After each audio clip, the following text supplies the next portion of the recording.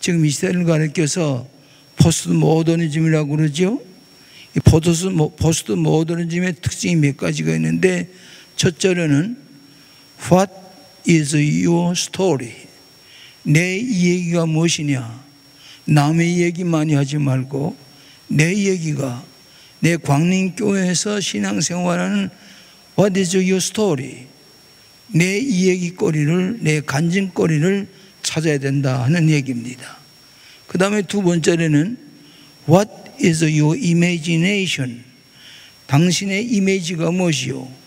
당신이 보는 예수님의 이미지가 무엇이고 교회의 이미지가 무엇이냐 하는 두 번째 질문이고, 세 번째는 누구든지 자기 아이덴티티를 찾아야 됩니다.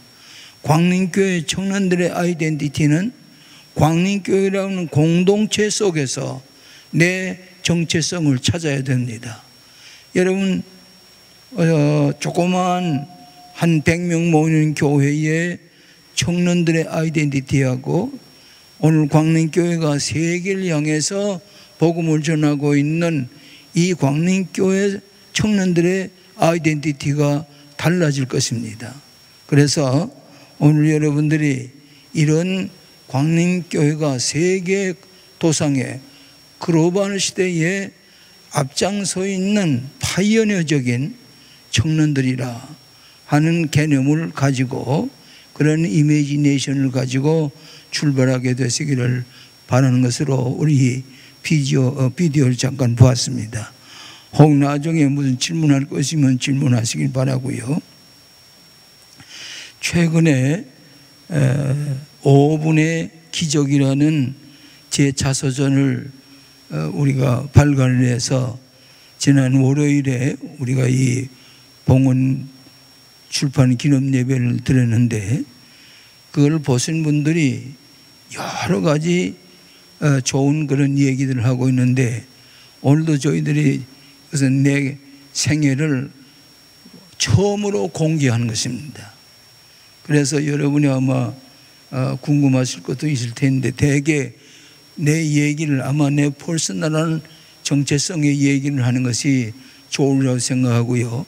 그 책에는 처음으로 내가 공개된 아지 못했던 예수님의 그 놀라운 숨겨진 은혜를 제가 공개한 것을 여러분이 다 보신 줄 생각을 하는데, 저도 여러분 우리 이창우 장로님과 같이 의학을 공부하던 사람입니다. 그래서 유명한 외과 의사가 되려고 해서 하다가 나중에 이북에서 공산군에게 피해 다니다가 나중에 할 수 없이 제가 끌려가 가지고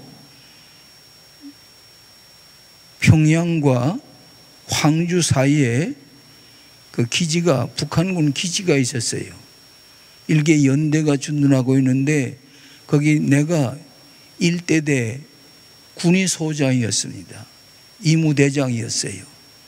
그래서 여기에다가 그 북한에서는 장교를 군관이라고 그러죠. 제가 이 누런 겐장을 달았던 사람이에요. 또 이무관 그 책임을 다하기 위해서 거기서 하는데, 그 꾀병하는 사람이 너무 많아, 인민군 가운데. 근데 이 꾀병을 하는 사람을 내가 그대로 치료해 줘야 된단 말이에요. 근데 나는 철저한 반공주의자였어요. 내가 끌려나가긴 했지만은 북한군의 군의관이 되어 있지만은 나는 어느 땐가는 자유대안으로 넘어야 된다. 그런 아주 철저한 반공주의적인 그런 생각을 가지고 있었어요. 그런데 제가 의학을 공부할 때에 꼭 주일이면 예배당에 나갔어요. 또 그 다음에 수요일에도 또 예배당에 나갔어요. 신의주에서 내가 공부할 때인데, 그런데 한 번은 신의주는 영하 20도씩 30도 내려가요. 추운데 내 코트를 좀 누가 빌려달라고 그래요. 그래 코트를 빌려줬더니 코트 안에 내가 성경책이 들어가 있어요. 그러니까 그 친구가 하는 말이, 아니 당신이 의학을 공부하면서 과학을 공부하면서 이 예수를 믿어? 넌 반동부자라고 그렇게 몰기 시작을 해. 나중에 내 책상에 일기책을, 책상에 쇠를 빼버리고 일기책을 끄집어보니까 일기책 속에 내가 생각했던 대로 하루 종일 된 일을 기록하고는 마지막에 하나님, 모세와 같은 지도자를 보내주시옵소서. 거기가 어느 세계예요? 공산당 세계인데 하나님, 모세와 같은 지도자를 보내주시옵소서. 그렇게 기도문을 썼는데 그게 발각이 됐어요. 그러니까 자비 번하는 거예요. 그래서 그 속에서라도 난 꾹 참고 있는데 그래 내가 공부를 못하는 편은 아니었어요. 장학금을 타드는데 장학금 다 떼버렸어요.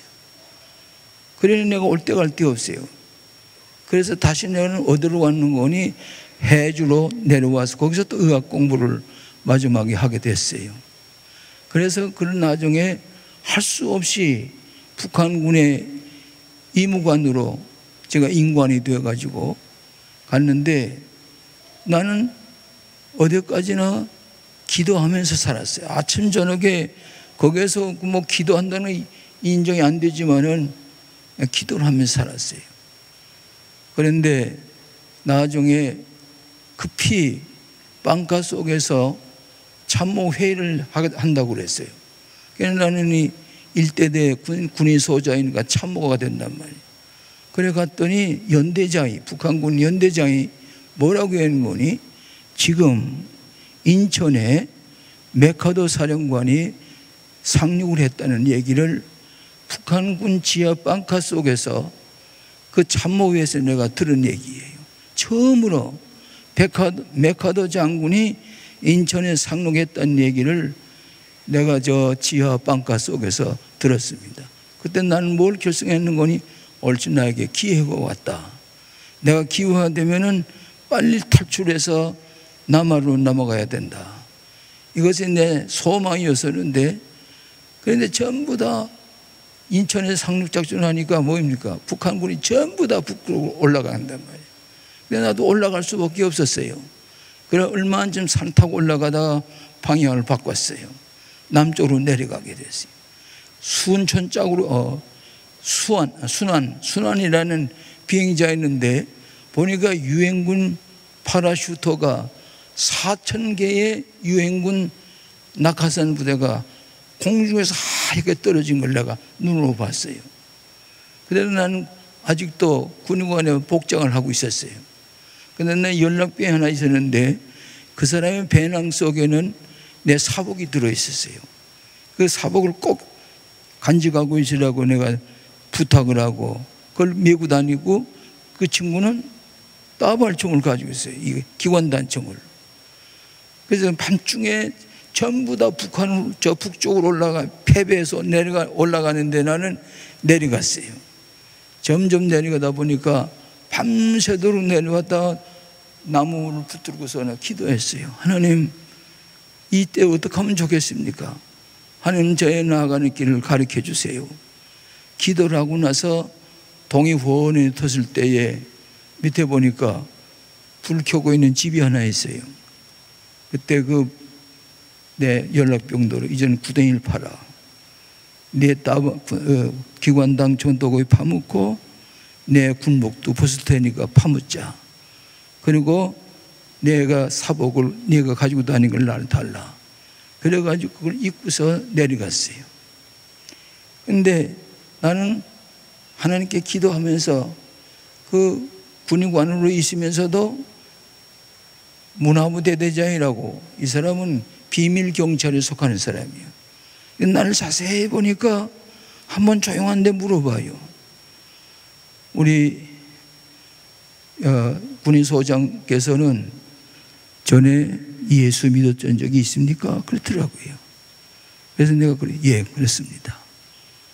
그런데 그 이후에 그 문화부 대단이 한 번도 나에게 크리스찬이라는 얘기를 대체 물어보지도 않았어요. 하나님께서 어떻게 나를 살아가는지, 그 무신론 국가에서 나는 실습을 나갔다가 장로의 딸이 폐염으로 앓고 있는 걸 보고 거기서 내가 기도를 해줬어요. 거기 어디입니까? 북한 땅에 병원에서 실습을 나가서 기도를 해주니까 나중에 원장이 보고서 날 보고를 했더라고요. 갔더니 또 자아시 비판을 시키는 거예요. 그러면서 나중에 내 5분의 기적 가운데 한 장면이에요. 다 파묻고 난 사복을 입고서 길가로 나오니까 1사단이 백선호 대장이 준장 때 1사단장 때 1사단 11년대가 올라갔더라고요. 그래서 날 책 보니까 이무대장이 나중에 계명대학 이과대학 학장을 지나기를 3번이나 지냈던 정재홍 박사라고, 그분이 처음으로 날 보더니 난 뭘 가지고 있었는 거니 군의관 백을 가지고 있었어요. 거기 청진기가 있고 뭐 주사기가 있고 약이 다 들어있는데 그 군의관 백을 보자고 그러더라고요. 보여줬더니 좀 당신은 지금 나오고 필요합니다. 그래서 그 자리에서 다른 사람은 다 포로로 수련소로 가지만은 나는 5분 이내에 거기서 국군으로 복장을 갈아입었어요. 5분 동안에. 그래서 그 다음으로 나는 저 북쪽으로 올라가기 시작했어요. 그러니까 5분 동안에 이 인민군 복장을 땅에 파묻고 그 다음에 나는 국군 복장을 갈아입게 됐어요. 그 다음에 날 물어본 사람이 같이 따라다니던 그 연락병 어디 가느냐, 내가 그러는 동안에 어떻게 되는지 알 수가 없어요. 포로 수용소에 갔었는지 방공 포로 수용소에 갔는지 난 알 수가 없어요. 그때부터 내가 북쪽으로 중공군을 향해 싸우는 전투장으로 가게 됐어요. 그동안에 나는 많은 사람들을 치료했습니다. 부연대장이 총에 맞아 다리가 총상을 입은 걸 치료해주고 많은 사람 치료했는데 최초로 중공군과 만나 싸우게 됐어요. 대한민국 국군이 돼가지고.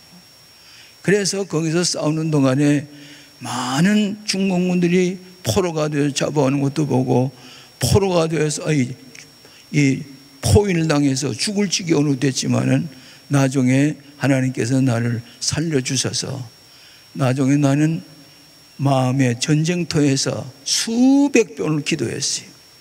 하나님 나를 살려주시면은 나는 주의 종이 되겠습니다. 하나님의 종이 되겠습니다. 한두 번 기도한 게 아니에요.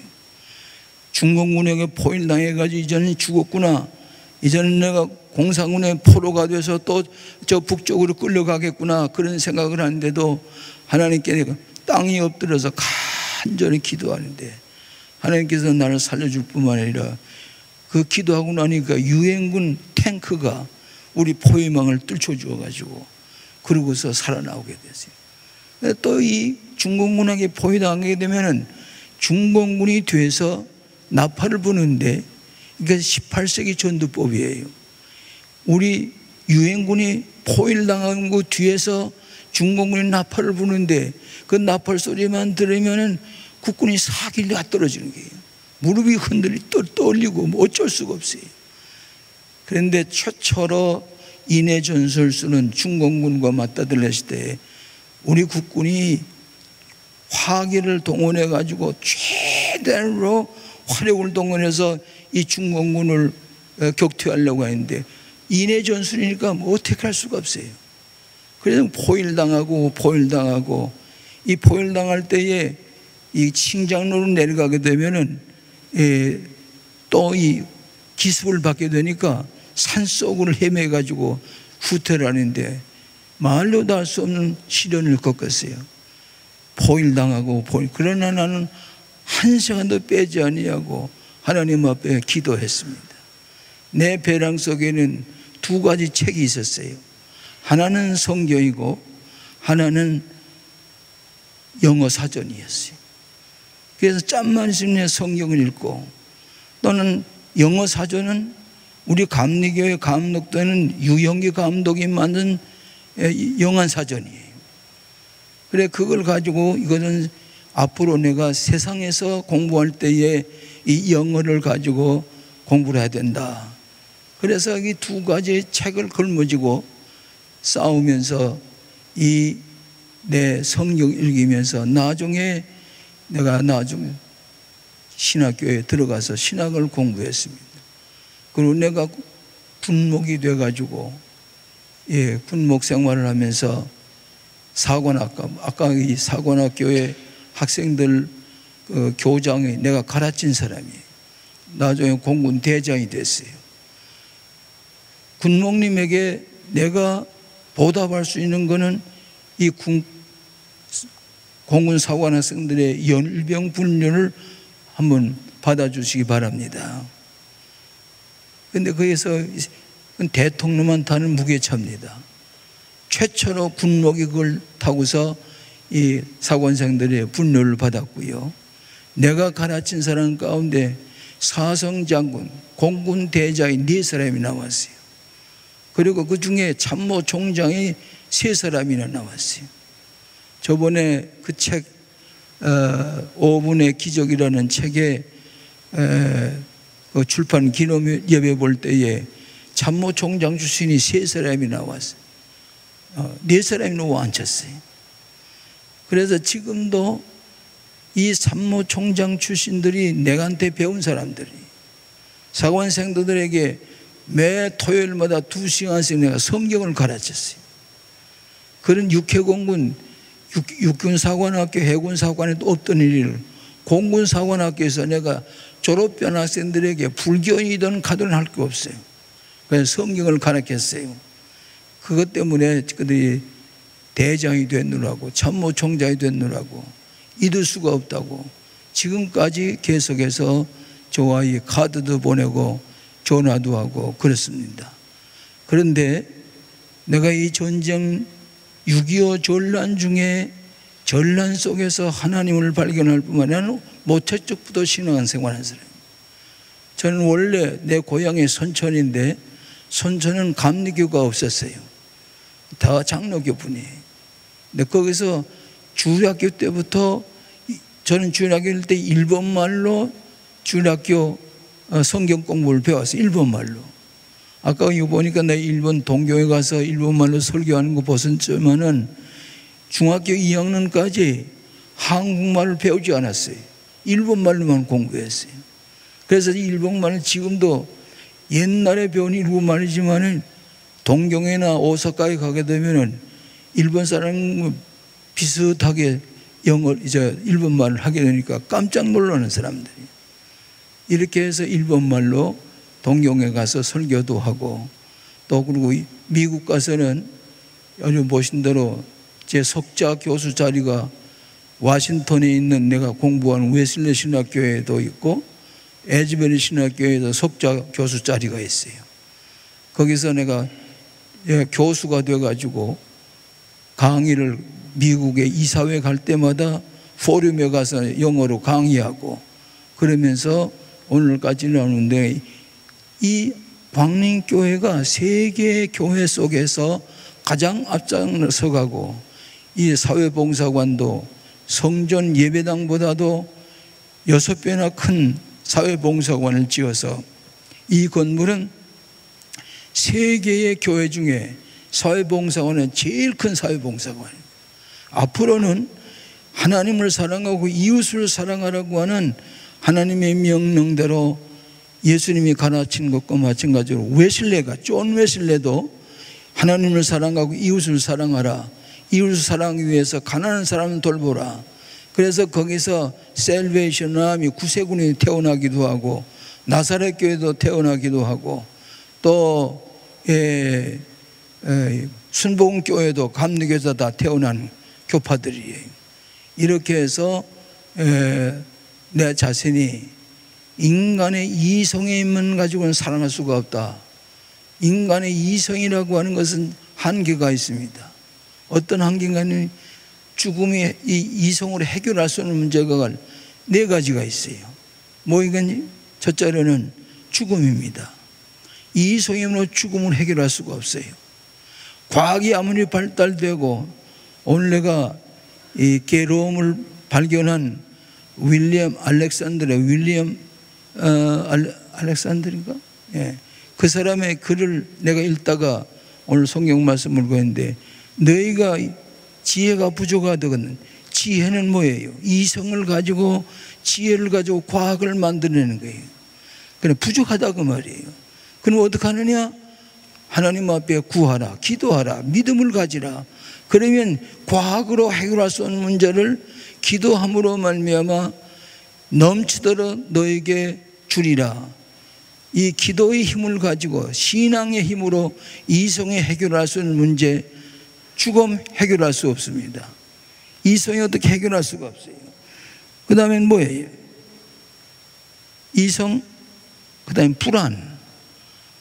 인간이 언제나 앵자이트가 있어요. 불안을 해결할 수가 없죠.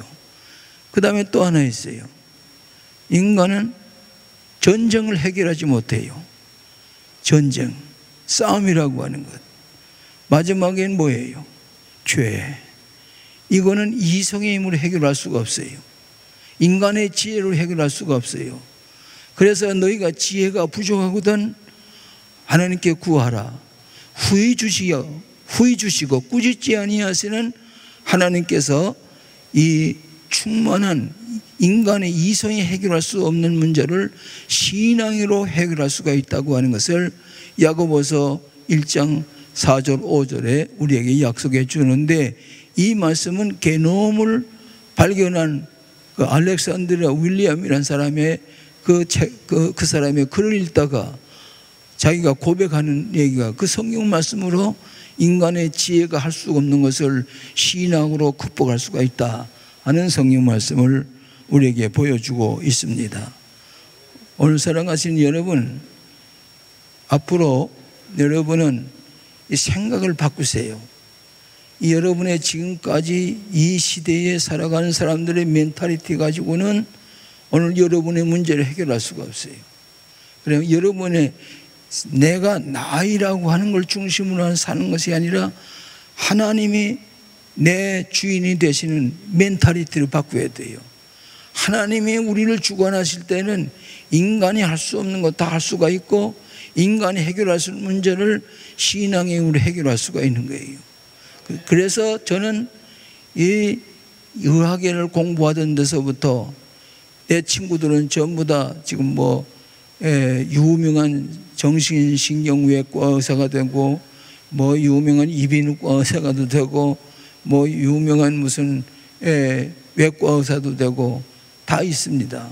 그렇지만 나는 한 번도 이 목사 된 걸 후회해 본 적이 없어요.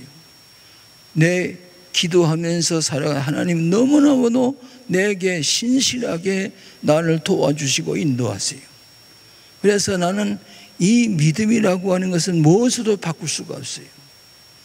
제가 미국에 유학을 갈 때도 5분간 기저귀도 나오지만은 미국에 유학을 갈 때도 나는 미국에 아는 사람 하나도 없었어요.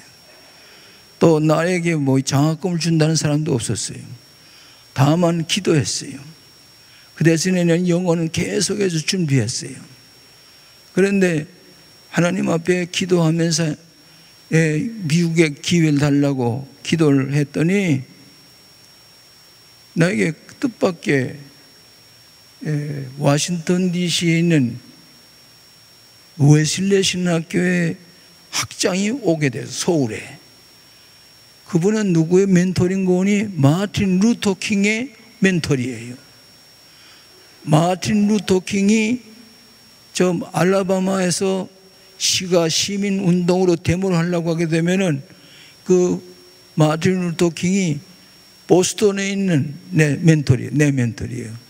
라운드 헤럴드 디우프라고 하는 교수인데, 자, 오늘 시가 데모를 하려고 하는데 어떻게 했으면 좋겠습니까? 물어보면 백인이 우리 멘토리 이렇게 지시래요.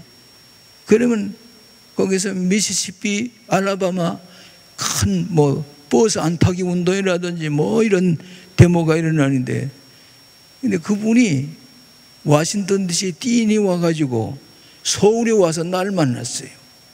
날 만났더니 나보고 미국에 유학을 워싱턴에 유학 올 생각이 없느냐고 그랬어요. 그러니까 제가 그 기도하고 있었습니다. 그러냐고. 그리고 그분이 가서 나한테 입학 허락증이 왔어요. 그런데 오시긴 오는데 비행기표라든지 장학금은 여기 다 준비됐지만은 비행기표는 당신이 준비해 가지고 오라고 그래요. 그때 돈 가는 데만 30만 원이에요. 그걸 어떻게 할 수가 없어요. 그냥 또 기도하기 시작했어요. 산에 올라가서 뒷동산에 가니까 그 기도하는 데가 공동묘지가 공동묘지. 그래 가서 기도했더니 한 번은 그 미 고문관실에서 나도 이 비행기표 좀 살 수 없겠냐 그러니까 그분들이 얘기가 군사 원조 기금 가운데 김선도 군목 미국 가는데 비행기표 사주라는 조항이 없다 그 말이에요. 있을 리가 만무하지. 그래 또 가서 기도했어요. 뒷동산에 가서 했는데 우리 김정석 목사, 김종훈 박사, 우리 김정신 본사 다 아주 졸로몬 좋은 국민학교 다닐 때 산에 올라가서 기도하고 내려오니까 이 아이들이 밤중에 일하다 보니까 아버지 어머니가 행방불명이 됐단 말이에요. 나중에 보니까 소변을 누고 싶어도 밖에서 문을 닫아 그러시니까 오고 갈 수도 없고 나중에 내가 내려오니까 엄마 아빠 어디 갔댔어? 기도하고 온다. 기도하는데 해군 장관이 특별 명령서를 내렸더라고요. 사인을 해가지고 그것만 가지면은 비행기는 몽땅 커져요. 유럽을 가려면 가고 미국 가려면 가려면 어디 가든지. 그런 혜택이 어디 있어요? 내가 뭐 했기 때문에? 기도했기 때문에. 그래가지고 나중에 미국 가는데 나는 뭘 하나? 칫솔 하나 가지고 왔어요. 칫솔 하나. 미국에 가니까 폴스 가라실다 말을 했죠. 거기서 또 나에게 필요한 것. 그래서 비행기 타고 육군대에 가서 강의도 하고 또 웨스트 포인트 미 육군 사관학교에 가서 구경도 하고 여러 가지 하는데 내가 비행기 한 번 돈 내고 타본 적이 없어요. 기도하니까 이런 문제를 다 해결해 주시더라고. 그래가지고 오늘 내가 광림교회 목사가 되기까지도 목사가 되는 것도 내가 하고 싶어서가 아니야. 하나님 앞에 기도했더니 여기 내가 제대로 안 시켜주려고 그래요. 군대에서 공군에서. 근데 나 꿈은 하나 있었어요. 나는 공군에서 장군이 돼야 되겠다. 군목 대령뿐이고 장군이 없어요. 나는 꼭 공군에서 내가 군종 실장이 공군 장군, 고군 준장이 공군 군종 실장이 된 것을 내가 보여줘야 되겠다. 또 군목 가운데 미국 유학 갔던 사람이 나밖에 없어요. 그래서 내가 제대로 안 하려고 그랬어요. 광림교에서 총하는데도 군에서 내가 이 청년들 사관생도들 가르치는데 이 황금오장에서 내가 그들의 사상을 바꿔놓고 그의 신앙을 세워놓고 이렇게 하겠다고 결심을 하고 하는데 이거 광림교에서 날 오라고 짐을 실고 갔단 말이에요. 그래서 이거 어떡하나. 제대로 안 시켜 군대에서 6개월 동안을 내가 제대를 못하고 그냥 있다가 국방장관이 우리 장로님이 국방장관에 찾아가 가지고 이분은 파이로트도 아닙니다. 또 무슨 큰 지휘관 고등군사관 나온 사람도 아닙니다.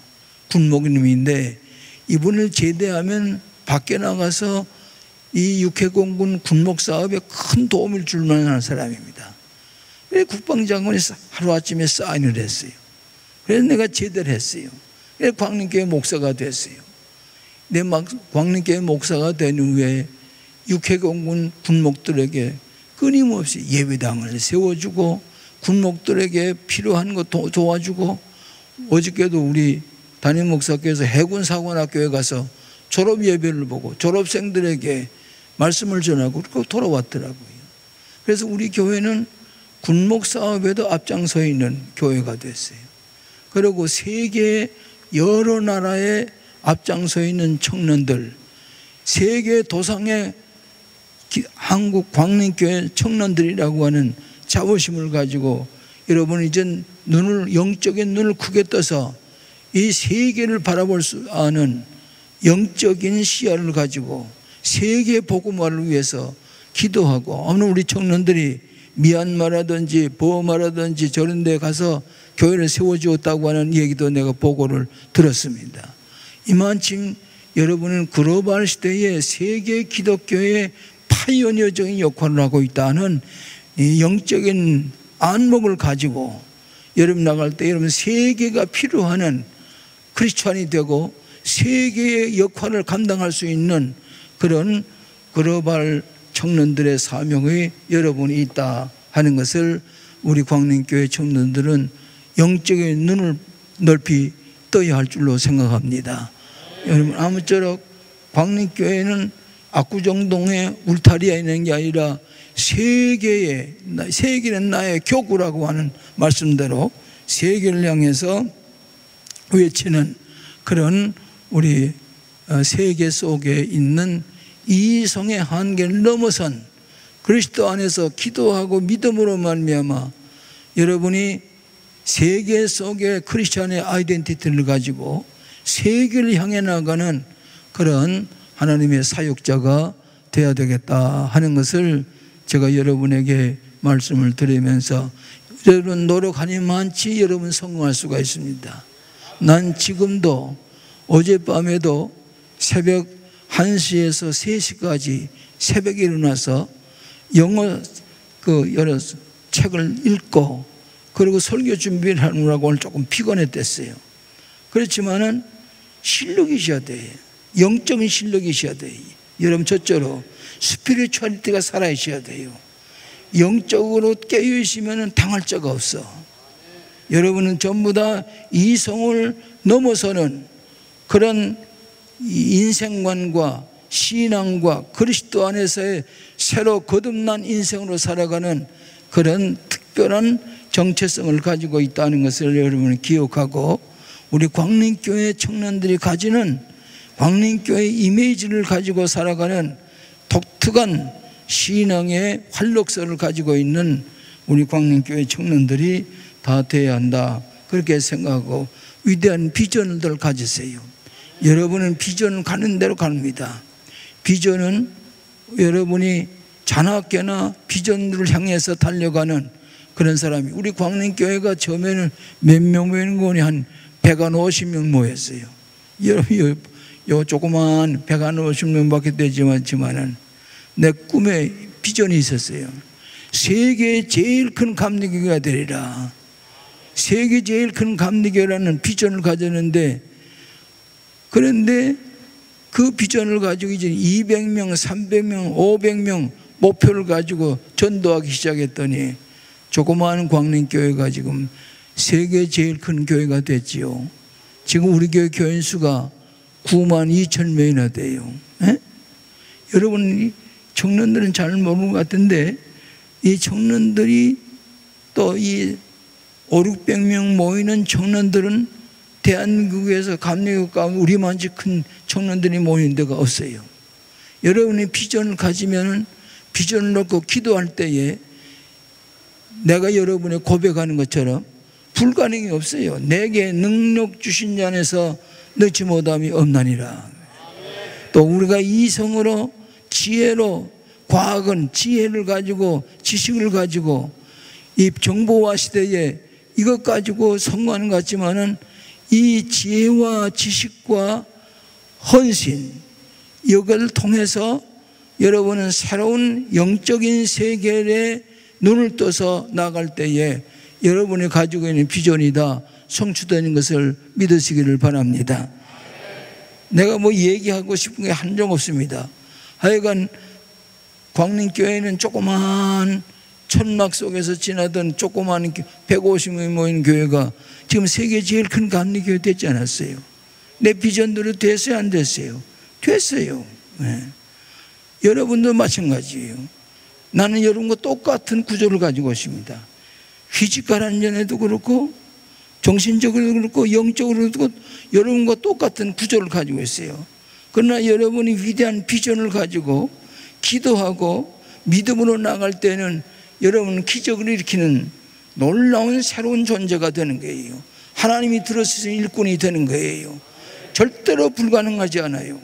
절대로 가능한 일 많지, 여러분이 영적으로나 정신적으로나 육적으로 여러분이 이성의 세계를 뛰어넘어서 위대한 비전을 가지고 하나님의 말씀 안에서 살아가는 여러분이 될 때에 여러분의 지금의 생각을 초월해 있는 놀라운 기적을 일으키는 하나님의 백성이 될 줄로 믿습니다.